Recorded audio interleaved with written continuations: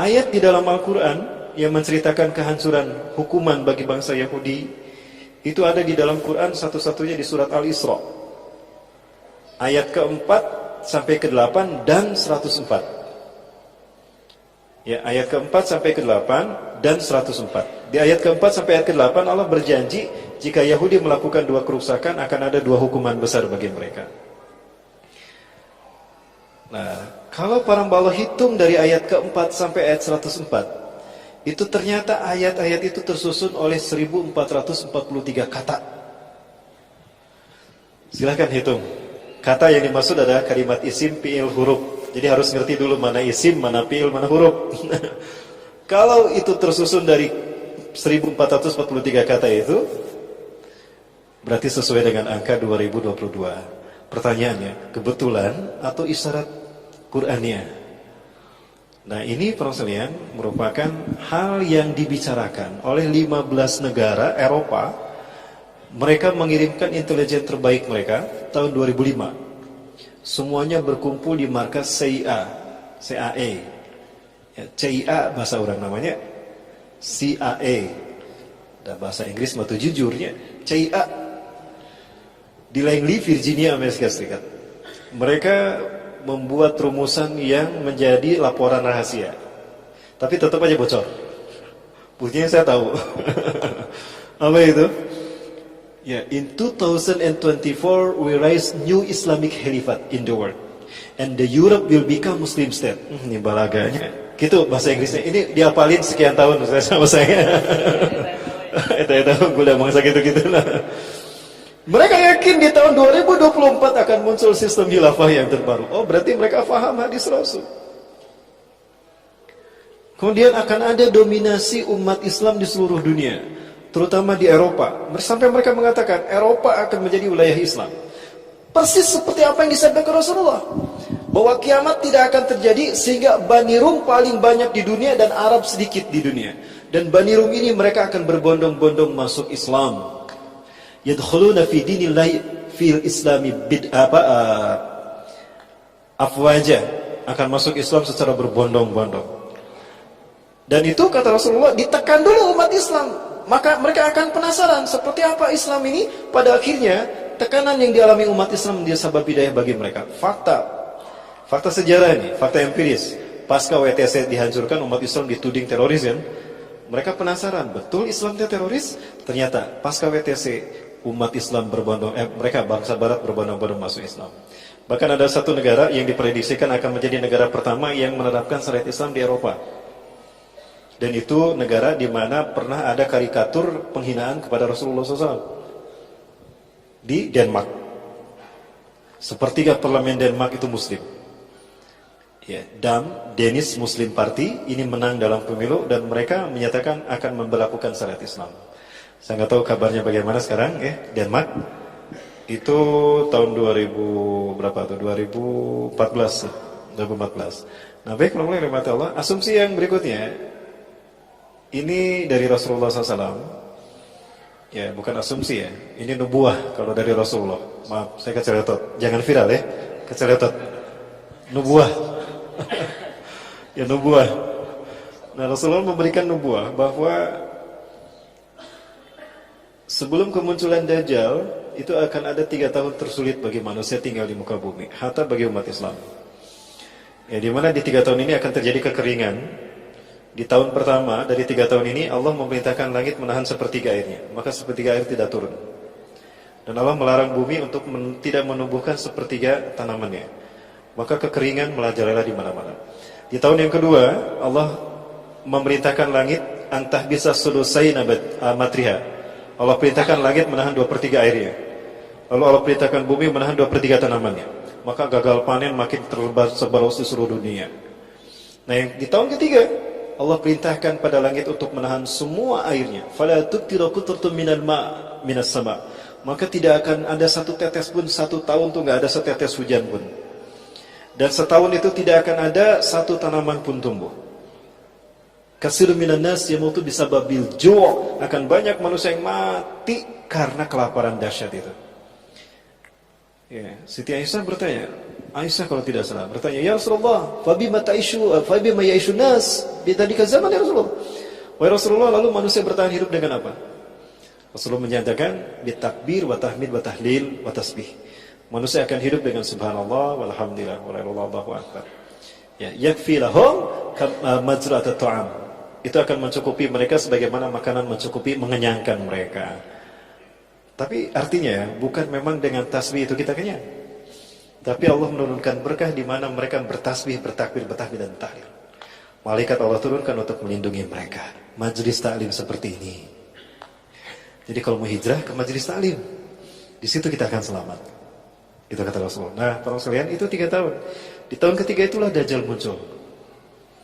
Dajjal akan datang pada suatu kaum, berkata pada kaum tadi, "Matabguna min rabbikum?" Apa yang kalian minta dari Tuhan kalian?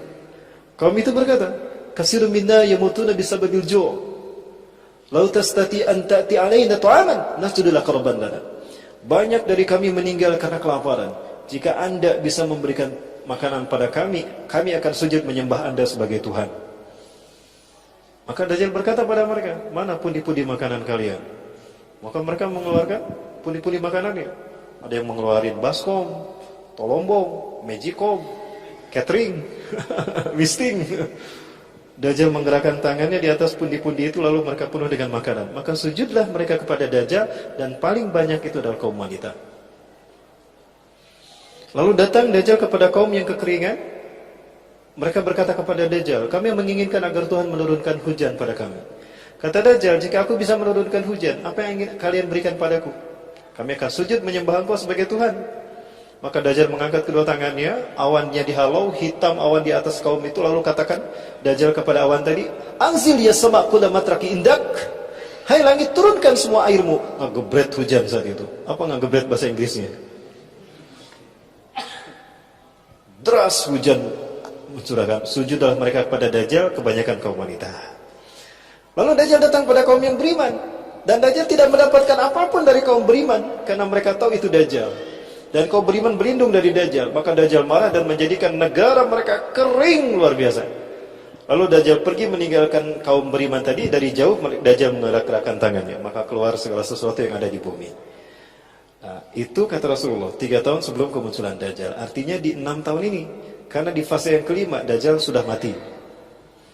Jadi kalau fase yang kelima dimulai 2024, berarti Dajjal mati tahun 2024. Maka dari itu, ini dari kasih sayang saya pada teman-teman yang belum nikah, buruan kawin. Nanti sebelum datang Dajjal. Kalau Dajjal datang, kita nggak akan sempat. Ya, yang sudah nikah cepat ta'adud. Ini dari Pak Edwin, bukan dari saya. Kalau saya masih belum berani. Ya, baik. 3 menit lagi boleh, Ustaz? Atau 5 menit lagi? Sampai subuh juga. Ya, saya mendominasi nanti. Ya. Tapi nggak lama lagi, Pak. Baik, sampai mana tadi? Sampai disuruh nikah. Dajjal muncul di tahun itu. Para sekalian yang dirahmati Allah. Kalau tadi, nah itu hadis tadi saya dapatkan di dalam kitab yang sama dari Sauban. Nah sekarang ini pernah saya sampaikan juga di sini. Sekarang hadis dari BMKG, Badan Meteorologi, Klimatologi dan Geofisika. Di interval 2019 sampai 2022 akan ada badai El Nino yang akan membawa hawa kering, di mana di interval tadi akan ada 3 tahun kemarau panjang.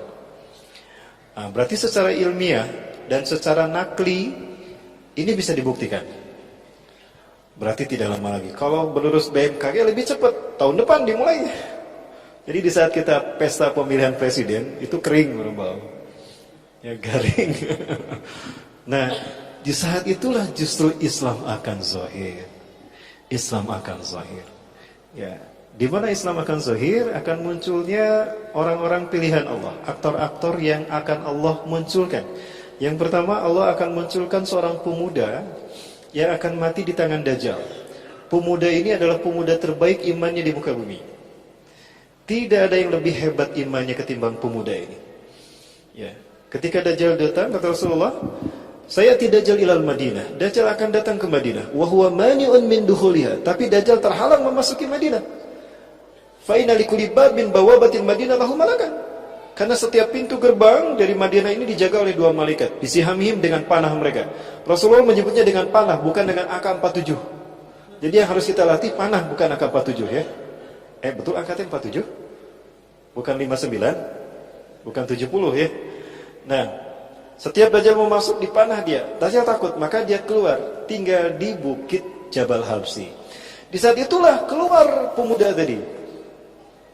Pemuda ini datang menghadap Dajjal. Orang sembunyi karena takut kepada Dajjal. Justru dia datang menghadap Dajjal.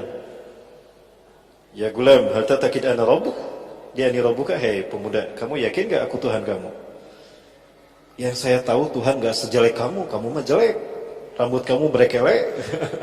Mata kamu pecak sebelah.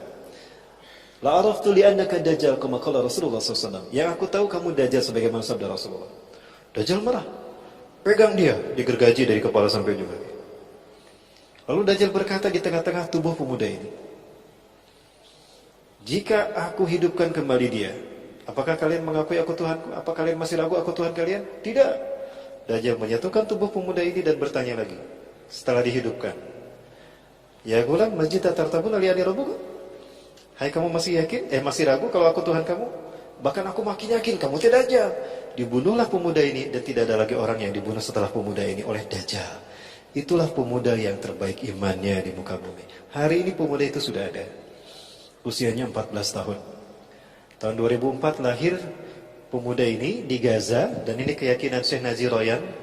Makanya Gaza dibantai tahun 2008 sampai 2009, Desember sampai Januari 2009 itu dibantai 700 anak-anak laki-laki, anak-anak mati. Karena Israel mencari anak ini. Anak ini lahir dengan keajaiban. Baru beberapa jam dilahirkan, ketika mau masuk mobil dipangku sama neneknya, anak ini berkata, Assalamualaikum warahmatullahi wabarakatuh. Hah? Anda sih biasa di Bangkatanik? Ya budak orang bisa salam. Waalaikumsalam, jangan ente bisa ngomong gini. Bayi itu kemudian berkata, Ana rajulun alladhi sayaqtuluhu Dajjal, fala yusallitu ahadan ba'di. Aku adalah pemuda yang akan dibunuh Dajjal. Setelah aku tidak ada lagi yang akan dibunuh Dajjal. Ini terjadi tahun 2004. Kalau 2024 pemuda ini dibunuh, berarti usianya 20 tahun. Betul, itu usia pemuda. Dan diyakini oleh para ahli hadis, dia akan belajar ilmu hadis di Madinah. Makanya ada di Madinah. Padahal dia lahir di Gajah City. Nah, yang kedua adalah Imam Mahdi. Imam Mahdi ini akan muncul ketika terjadi banjir darah di Tanah Suci Mekah. 2018 kemarin ada terjadi banjir darah pas di Rukun Hajar Aswad. Pernah lihat ada banjir darah di Rukun Hajar Aswad? Ada orang yang jatuh dari Ka'bah, dari atas Ka'bah ya, dari puncak Ka'bah. Bukan. Oh, kalau keren 2015. Ini 2018. Ada orang yang loncat kan? Yang loncat dan darahnya itu tersimbah di sana. Dan itu ada di Rukun Hajar Aswad. Ada orang yang iseng-isengan melihat Ka'bah itu kan ada 4 sudut. Jadi nyambung lagi teh kumaha jadi panglam ini. Ka'bah itu ada 4 sudut. Ada 4 sudut Ka'bah. Ini rukun Yamani, disebut rukun Yamani karena menghadap ke Yaman. Ini rukun Syami karena menghadap ke Syam, Palestina, Suriah, Jordan dan Lebanon. Yang ini rukun Iraki karena menghadap ke Irak. Yang ini rukun Aswadi karena ada Hajar Aswad di sini. Pertanyaannya ini mengarah ke mana? Di sini ada banjir darah di situ. Ternyata rukun ini menghadap ke Indonesia. Semua negara yang ditunjuk oleh rukun ini sudah dikuasai oleh Eropa, dan ini hadis Rasulullah. Wailul lil arabi min sadin qad iqtaraba. La ilaha illallah. Celakalah bangsa Arab karena keburukan yang telah mendekat pada mereka. Irak bangsa Arab, Syam bangsa Arab, Yaman bangsa Arab, Indonesia Nusantara.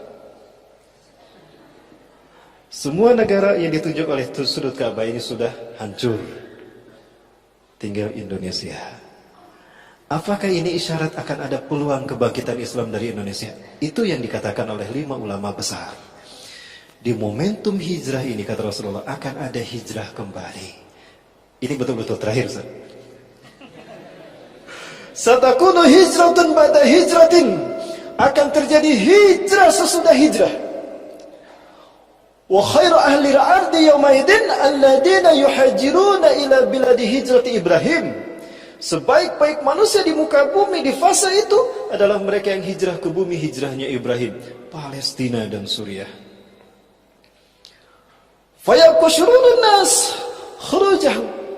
Maka yang ada di muka bumi adalah makhluk-makhluk yang buruk, yang tidak ada iman walau sebesar biji sawi saat itu. Walaupun sebesar biji sawi, mereka tidak punya iman. Para sahabat bertanya, "Alisa fihi muslimun ya Rasulullah?" Apakah tidak ada orang Islam di tengah-tengah mereka? Oh, banyak orang Islam saat itu. Lakinna imanuhum la yujawizu hanajirahum. Iman mereka tidak sampai ke tenggorokan. Jadi imannya cuma di casing aja. Banyak yang hijrah tapi salah hijrah. Banyak yang hijrah tapi cuma casingnya aja. Isinya belum hijrah. Ya. Jadi cuma sampulnya aja Islam, tapi isinya belum diinstal. Masih blank di dalamnya, masih jong ternyata, masih kosong. Nah, banyak umat Islam di sana. Dan mengerikannya, yang paling mengerikan kata Rasulullah, wa asyaru minhum al-ulama, yang paling buruk dari mereka adalah ulama. U-nya agak lama. Untuk membedakan dengan ulama yang asli, yang Quran Sunnah. Allahu Akbar. Sekarang sudah bermunculan, artinya kita berada di fase kebangkitan Islam. Demi Allah, dalam hitungan sejarah, detik-detik kebangkitan Islam tidak lama lagi. Allahu Akbar.